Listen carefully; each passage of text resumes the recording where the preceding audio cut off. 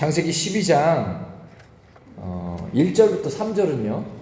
창세기 전체의 주제문이자 창세기를 이 필두로 해서 구약 성경의 이 5번째 책인 신명기까지 소위 모세오경 전체를 하나로 묶는 가장 핵심적인 언약의 부분이 바로 창세기 12장 1절부터 3절까지 또 이후의 본문입니다. 그래서 제가 창세기 12장은 부분 끊어서 좀 중요하게 길게 설교를 하고 있고요. 창세기 11장까지 인류가 타락하고요. 하나님을 대적해서 뭘 세웠죠? 바벨탑을 세웠습니다. 그럴 때 그런 바벨탑을 막 사람들이 쌓고 눈에 보이는 것을 쫓아서 더 높이 더 많이 더 가지려고 하는 그 성공을 향한 바벨탑을 쌓고 있을 때 하나님은 그 성공의 바벨탑에 있지 않고 어디 계셨습니까?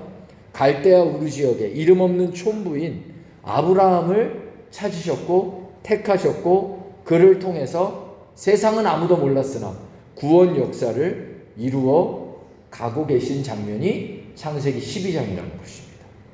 오늘도 그렇다는 거예요. 오늘날도 이 세상은 돈 많이 버세요, 성공하세요, 부자 되세요, 끊임없이 성공의 바벨탑을 쌓으면서 사람들이 다 그리로 몰려다녀요. 그쪽으로 향하고 있어요.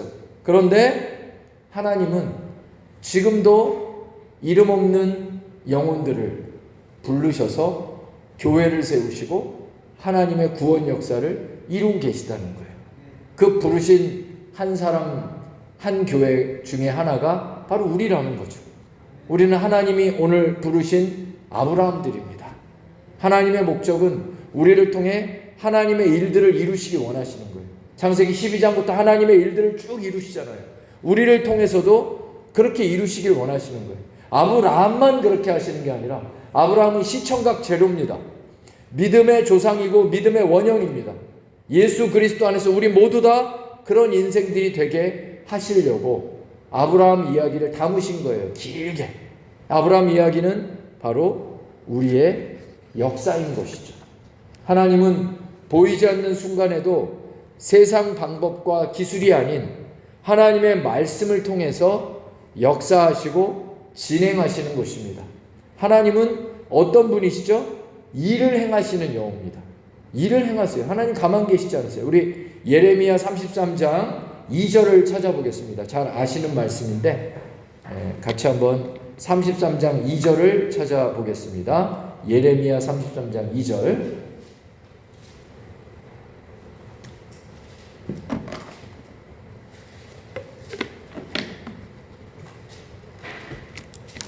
유명한 말씀인데 혹시 내가 성경에 표시가 안 되어 있는 분은 이 33장 2절을 표시해 주십시오. 이미 찾으시는 분들은 다 표시되어 있으실 거예요. 예레미야 33장 2절.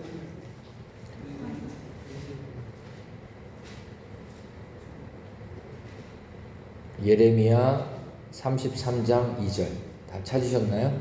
예, 램이라고 써 있습니다. 성경에 구약에 램 해갖고 딱 피시면 돼요.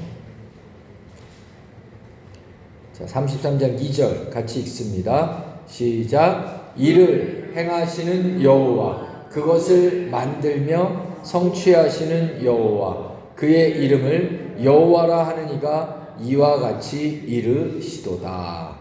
하나님을 뭐라고 표현하십니까? 스스로 일을 행하는 여호와, 그것을 만들어 성취하는 여호와, 그 이름을 여호와라 하는 자가 말한다는 거. 하나님은 일을 행하고 계세요.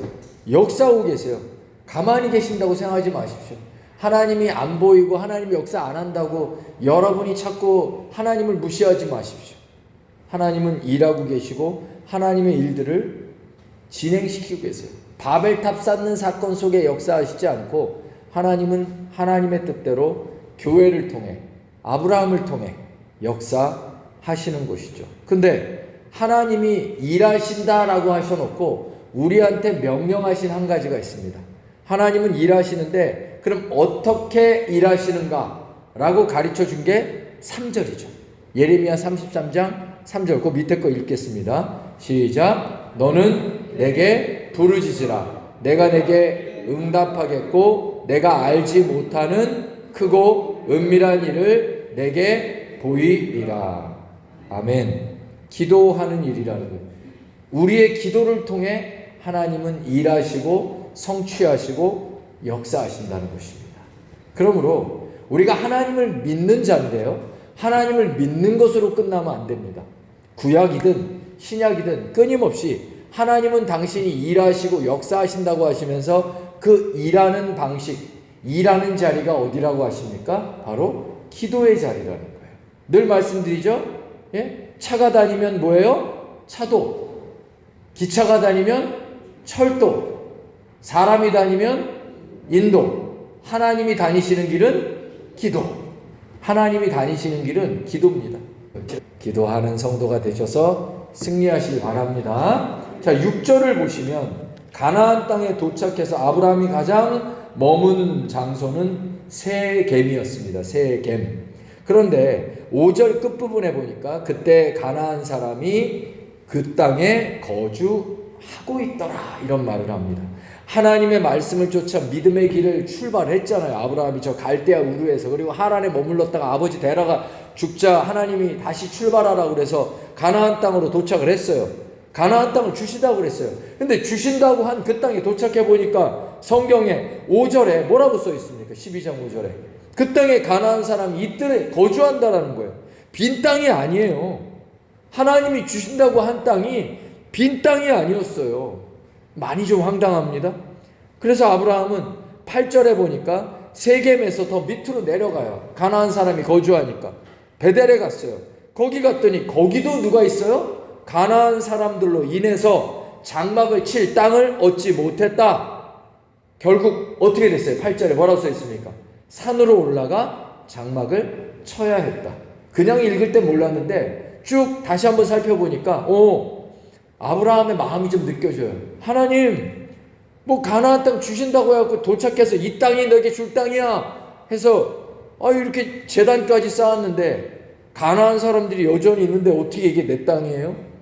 그 베델로 내려갔더니 베델에도 가나안 사람이 있어갖고 장막 칠 데도 없어갖고 산으로 올라가야 되네? 하나님, 너무 황당합니다. 지금 이런 게 느껴지지 않습니까? 9절에서 아브라함은 그래서 어떻게 했어요? 있을 곳이 없어서 계속 남방으로 내려갔다. 9절은 그렇게까지 기록되고 있습니다. 가나안 땅에 도착하면 끝난 줄 알고 우리는 야, 축복의 땅 했는데 오히려 아브라함의 삶은 상당히 지금 있을 곳을 찾지 못하고 어떻게 보면 유리방황하는, 안착을 못하고 정착을 못하는 그런 모습이 행간에서 우리가 읽을 수 있다는 거예요. 남방이라고 하는 거 9절에 이건 네게브라고 하는 이 단어의 번역입니다. 팔레스타인 남쪽에 이 광야 지대를 통틀어 가리치는 지명입니다. 아브라함은 남방 아라비아 사막 쪽까지 밀려 내려갔다라는 거예요. 이게 무슨 말입니까? 하나님의 말씀을 따라 믿음의 길을 시작한 아브라함이 만난 상황은 정착이 아니라 오히려 흔들리고 고난스러운 환경이었다는 거예요. 하나님의 약속은 땅이었는데 아브라함은 지금 장막 칠 거주할 땅 한 평도 없이 쫓겨다니고 있는 형국이다 라는 것이 12장의 내용입니다. 도대체 이게 무슨 일입니까? 바로 신뢰를 뜻하는 것입니다.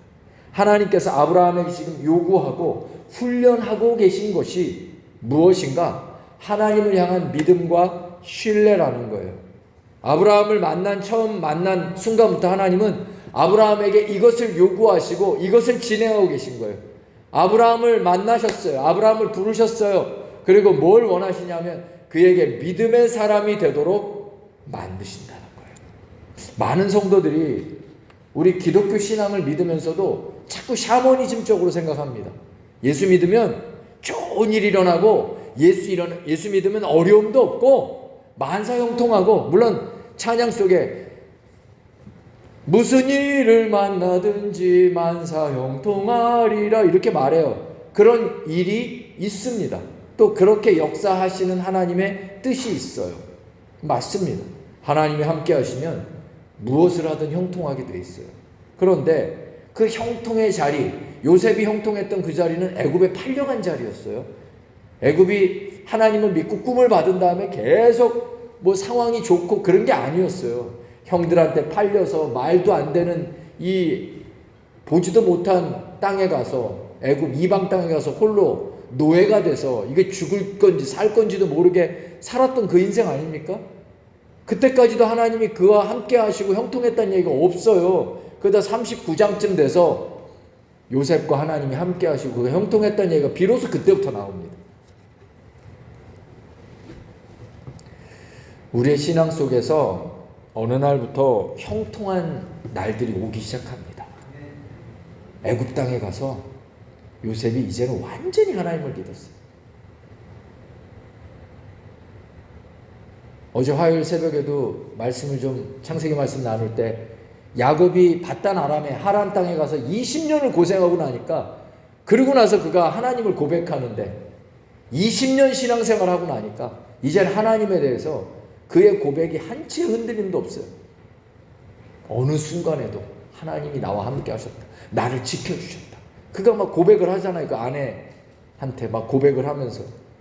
여러분 중에도 신앙 한 20년 생활했으면 하나님에 대해서 한치의 흔들림도 없이 이렇게 내 삶을 향해 한 조각 한 자락 다 고백하고 간증하는 그 믿음의 사람이 되어 지시는 것을 믿습니다.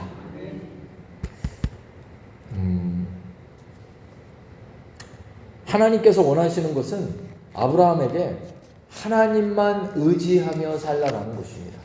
하나님은 하나님의 백성을 부르신 다음에 무엇을 원하시는가? 좋은 환경을 주시고 좋은 일들을 주시는 게 목적이 아니라, 그런 일들도 있을 수 있고 없을 수도 있어요. 하나님이 원하시는 목적은 딱 하나입니다. 하나님을 의지하고 살아가는 훈련. 그럼 여러분, 하나님을 의지할 때가, 여러분 편안할 때 하나님 더 간절히 의지합니까? 어려울 때 간절히 의지합니까?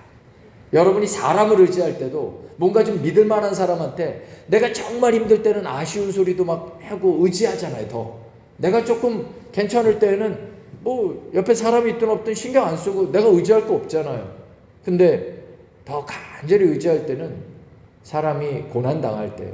하나님도 그래서 아브라함에게 지금 가나안 땅 가라고 하셔놓고 가나안 땅에서 되게 어렵게 만드시는 거예요. 뭔가 마음이 불안한 거예요. 하나님을 의지하고 있는데 뭔가 좀 상황들이 계속 이래. 그러니까 이 타지에서 아브라함이 하나님을 더 간절히 의지하지 않을 수가 없도록 하나님 만드신 거죠. 하나님을 믿고 따르는데 아브라함은 가야 할 목적지도 몰랐고요. 또 믿고 따르면서 뭔가 불안전함 속에서 하나님이 자신을 숨기시는, 하나님은요 자신을 나타내시는, 계시하시는 하나님이시고 동시에 또 숨기시는 하나님이신 것을 여러분 아셔야 됩니다. 제가 가나 혼인잔치 얘기할 때 마리아의 믿음, 중도에 꺾이지 않고 예수님께 상처받지 말고 직진하는 신앙을 가지라 라고 했는데, 우리 하나님을 믿을 때 이게 정말 필요합니다. 왜냐하면 하나님은 자신을 부르짖는 자에게 나타내시기만 하는 게 아니라 때로는 숨기실 때도 있는 거예요. 왜 자신을 숨기시는가? 하나님께서 자신을 감추심으로 더 간절하고 애절하게 하나님을 찾도록 만들게 하기 위함이라는 것입니다. 마치 사랑하는 이가 내게서 얼굴을 돌리잖아요. 내가 좋아하는데 그럼 더 애타고 갈급하고 더 이렇게 막 쳐다보게 되잖아요. 이게 사랑이라는 게 내가 막 쫓아다니면 더 도망치고요. 내가 좀 이렇게 튕기면은 또 막 따라오고 뭐 이런 연애 관계들이 있잖아요. 이것처럼 하나님께서도 자신을 숨기신다는 것은 우리에게 관심이 없고 사랑하지 않는 게 아니라 튕기신다는 거죠. 숨기시면서 더 간절하게 애달프게 하나님을 찾도록 만드신다는 거예요. 그래서 우리가 신앙생활 하다가 답답할 때 있어요. 하나님을 찾는데 하나님이 자꾸 튕기실 때가 있어요. 그때 마리아처럼 꺾이지 마시고 상처받지 마시고 하나님께 직진하시기를 축원드립니다. 자, 한번 고백해 보세요. 하나님께, 예수님께 직진하자. 좀 직진하세요. 꺾이지 마시고. 뭐 어려움만 생기면 그냥 꺾여. 어려움만 생기면 교회를 안 나오셔. 기도 그렇게 평상시에 열심히 하시던 분들이 뭐 문제 있고 막 그러면 하나님께 더 나가야 되는데 꺾이시는 분들이 많다라는 거예요. 우리가 가져야 될 신앙의 초점은 좋은 환경과 상황이 아닙니다. 예수 믿는 많은 신앙인들이 예수 믿으면 좋은 일만 일어나는 것이다 라고 하는 이 샤머니즘적인 단편적인 사고로 신앙생활할 때가 많은데요, 그렇지 않다라는 거예요. 기독교 신앙의 초점은 좋은 상황과 환경이 아니라 모든 상황에서 하나님을 신뢰하고 하나님을 믿고 의지하는 것인 줄로 믿습니다. 그래서 잠언서 3장 5절에 이렇게 써 있죠. 너는 마음을 다하여 여호와를 신뢰하고 내 명철을 의지하지 말라. 우리 신앙의 초점은 상황과 환경이 아니라 마음을 다하여 모든 상황에서 하나님을 신뢰하고 의지하는 믿음인 줄로 믿습니다. 지금 아브라함을 그렇게 만드시려고 애를 쓰고 계신 거예요. 그래서 지금 정착할 자리가 없이 오히려 당황스럽게 만드신 것입니다. 일이 잘 풀려지는 좋은 상황에서든지 반대로 일이 꼬여지고 어려워지는 상황 속에서 모든 상황에서 마음을 다해 여호와를 신뢰하고 믿으시는 제일 좋은 성도들이 되시기를 축복합니다. 하나님께서는 이것을 그의 백성들에게 반드시 시험하고 훈련하신다는 거예요. 그래서 10절을 보십시오. 하나님께서 약속해 주시고 바로 이 땅이라고 확언까지 해주신 그 땅에 급기야 있을 자리, 정착할 자리가 없을 뿐만이 아니라 이제는 기근까지 닥칩니다. 하나님께서 약속해 주시고 인도하신 땅에 기근이 임했다는 거예요. 예수 믿는 우리의 인생 속에 예수 믿는데 고난이 존재한다는 것입니다. 가나안 땅에 찾아온 기근은 아브라함과 그의 가족의 생존과 경제적인 삶을 위협하는 고난입니다. 많은 신앙인들이 삶의 경제적인 문제 앞에서 그들의 신앙의 모습이 나타납니다. 경제적인 문제만 찾아오면 예수를 믿어도 신앙을 뒤로 밀어버리고 하나님을 외면하는 신앙을 가지는 분들이 있고, 어떤 분은 반대로 그 문제 앞에서 하나님을 마음을 다해 의지하고 신뢰하고 더욱 신앙이 굳건해지는 분들도 있어요.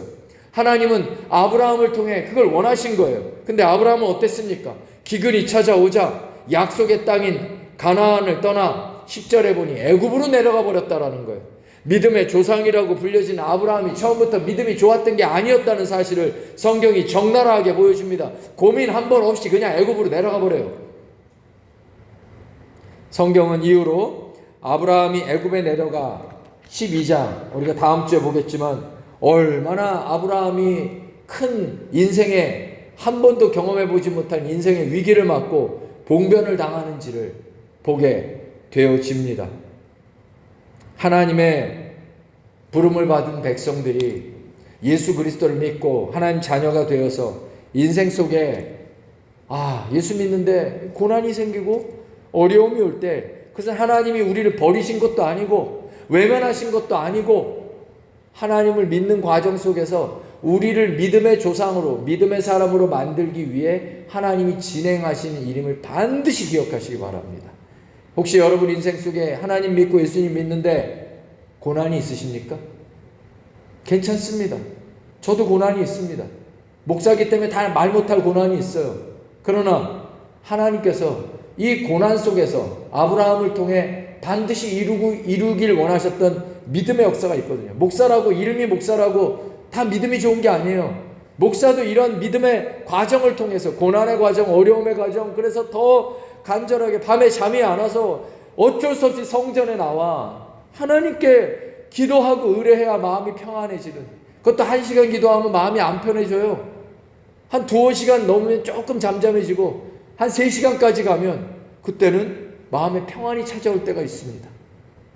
기도를 많이 하고 싶어서 하는 게 아니라, 습관이 돼서 많이 하는 게 아니라 그 정도까지는 해야 마음이 편안하니까 잠을 잘 수 있는 거예요. 하나님은 그렇게도 만드시는 거예요.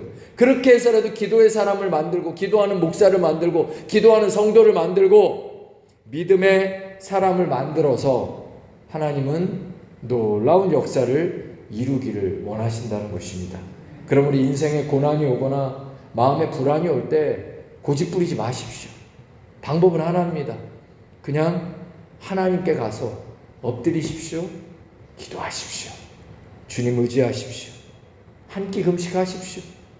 하나님께 나아가십시오. 그러면 우리 하나님께서는 네가 내게 와서 이렇게 기도하니 얼마나 좋아하시겠어요. 기도하면 마귀는 무척 싫어합니다. 더 싫어하는 건 찬양인데요. 찬양하고 기도하면 마귀는 아주 난리가 나요. 왜 기도를 하냐, 왜 찬양을 하냐. 네 가정을 내가 이렇게 묻고, 네 자녀들을 묻고, 네 남편을 묻고, 네 아내를, 내가 하나님만 살아계신 게 아닙니다. 마귀도 우는 사자와 같이 끊임없이 달려들면서 우리 인생을 묶어요. 기도하지 않으면, 검과 같은 찬양을 하지 않으면 마귀는 끊임없이 우리 인생을 묶고 괴롭히고 고통스럽게 만듭니다. 끊어버려야 돼요. 기도하고 끊고 찬양하고 끊고 하나님의 역사로 나아가시길 바랍니다. 성경은 끊임없이 승리하라고 하잖아요. 지지 말라라고 하잖아요. 이기라고 하잖아요. 근데 우리는 싸울 생각을 안 해요. 그냥 뭐가 뭔지를 몰라요. 신앙생활이. 싸움도 없어요. 영적 싸움이라고 얘기하는데 그냥 뭐 인생은 즐거운 거지 하고 그렇게 살다가는 여러분 우리 인생이 다 묶여져 갖고 원수 마귀를 통해 우리가 참으로 봉변과 어려움을 당하는 일들이 생겨납니다. 하나님 앞에 믿음으로 승리하시길 바랍니다. 아브라함은 기근이 찾아오자 약속의 땅인 가나안을 떠나 애굽으로 내려갔습니다. 고민 없이 내려갔고 큰 대가를 치루었습니다. 성도 여러분, 하나님이 약속하신 땅에도 기근은 임합니다. 하나님을 믿는 우리 인생의 자리에도 기근이 올 때가 있습니다. 여러분, 그러나 그 기근 앞에서 어떤 신앙을 가질 것인가 라고 하는 건 우리의 선택이고 우리의 믿음입니다. 사세기 7장에 보면 우리가 잘 아는 내용이 있습니다. 미디안의 11만 대군이 이스라엘을 공격했습니다. 그때 기도원을 통해서 용사들을 모았어요. 이스라엘에 몇 명이 모였습니까? 3만 2천 명이었어요. 그럼 적군은 11만 명인데 우리가 3만 2천 명이면 몇 대 몇입니까? 대략 3대1, 4대1입니다. 지금도 불리합니다. 지금도 야 이거 싸울 수 있을까? 이런 생각을 하고 있는데 갑자기 하나님께서 이상한 명령을 하십니다. 기도원 보고 야 두려워 떠는 자는 보내라.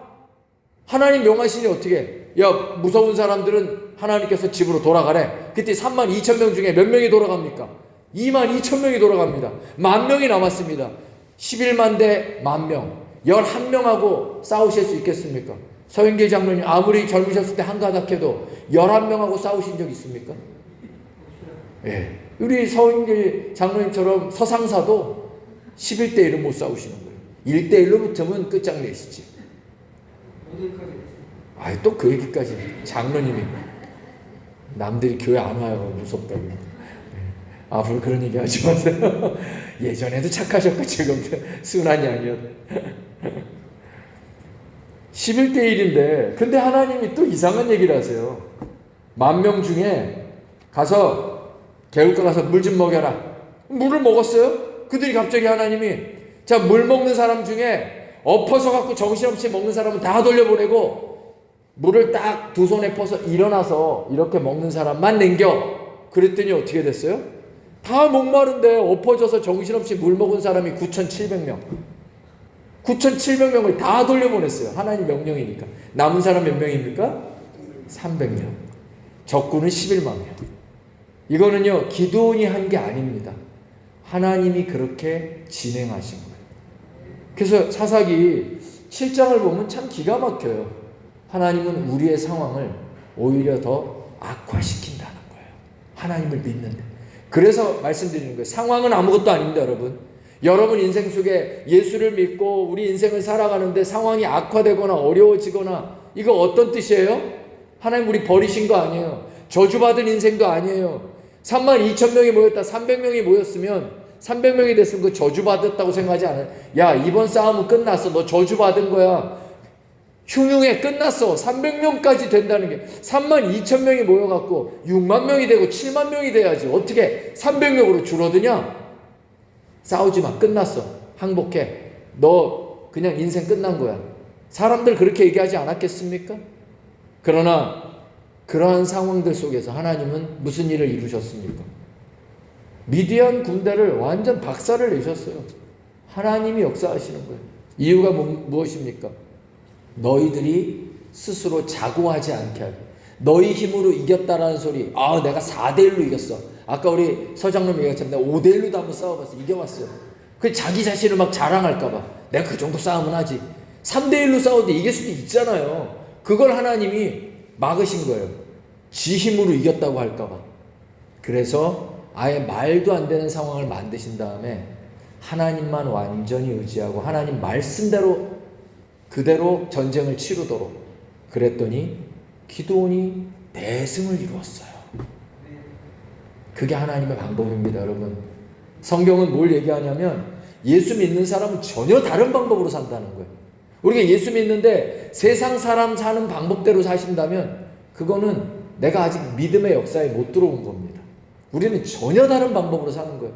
완전 불리한데, 완전 말도 안 되는데, 근데 하나님은 그 불리한 인생 속에서, 불리한 상황 속에서 하나님을 의지하면 하나님께서 하나님의 능력으로 말미암아 이 세상 속에 하나님의 살아계심을 보여주시기 위해 역사하시는 분인 줄로 믿습니다. 혹시 여러분의 인생이 대단히 불리하십니까? 여러분의 삶이 대단히 말도 안 되는 상황이십니까? 오히려 하나님을 믿고도 더 악화된 상황들이 있으십니까? 무엇을 택하시겠습니까?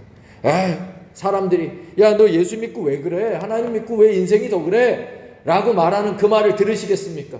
32,000명 모여갖고 3대1로 싸우도 안 될 거를 야 300명으로 줄어. 야, 네 인생 끝났어. 너는 안 되는 인생이야. 라고 하는 소리를 들으십니까? 그때 우리의 방법은 우리의 길은 하나님이 가르쳐 주신 거예요. 하나님 믿는 사람은 전혀 다른 방법으로 사는 거다. 세상 방식으로 살지 말아라. 말도 안 되는 순간에 이제 내가 너의 삶 속에 역사하시겠다는 거예요. 저는 그걸 믿습니다. 우리 교회가 아무것도 없는 것 같고 우리가 무슨 힘도 없는 것 같고 별다른 출구도 없는 것 같고 젊은이들도 별로 없는 것 같고 교회의 미래와 비전이 안 보이는 것 같고 어떻게 될지 몰라요. 근데 하나님은 말도 안 되는 상황에서 하나님을 의지하고 하나님을 바라보고 믿음으로 사는 자, 믿음으로 행할 때 하나님 놀라운 역사를 이루시는 것을 믿습니다. 여러분 인생이 눈에 보이는 게 없다라고 하면 가장 불리한 상황이라면 그때는 기회입니다. 어떤 기회요? 믿음을 가질 기회인 줄로 믿습니다. 끝으로 연 날려보시죠. 자, 연을 날렸는데 높이 연을 날리면 연이 보입니까? 안 보입니까? 연은 보이지 않을수록 높이 날고 안정적으로 나는 것입니다. 반대로 연이 눈에 보여요. 눈앞에 보여갖고 맨날 눈앞에서 낮은 데서 막 지금 날뚱말뚱하고 있어요. 그럼 어떻게 됩니까? 계속 뛰어다녀야 돼요. 막 그냥 이게 높이 올리려고. 보이지 않을수록 단단하고 높이 그리고 활활 나는 것입니다. 여러분 인생에 눈에 보이지 않는 순간에 그 단단한 연을 날리는 그런 믿음의 끈으로 승리하시기를 주의 이름으로 축원드립니다.